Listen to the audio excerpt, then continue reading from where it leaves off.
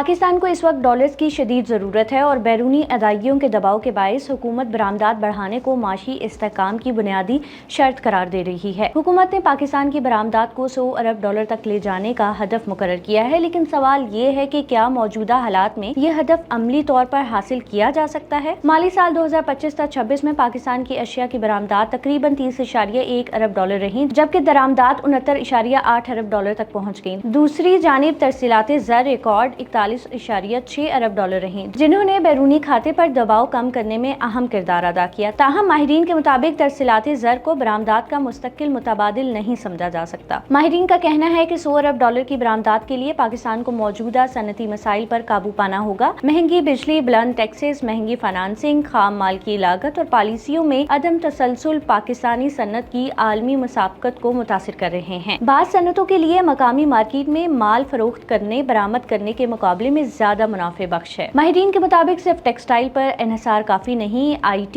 Engineering, pharmaceuticals, ज़रूरी और ग़िज़ाई मसनूआत, auto parts और दीगर वैल्यू एडिड शोबों में बरामदी सलाहियत बढ़ाना होगी।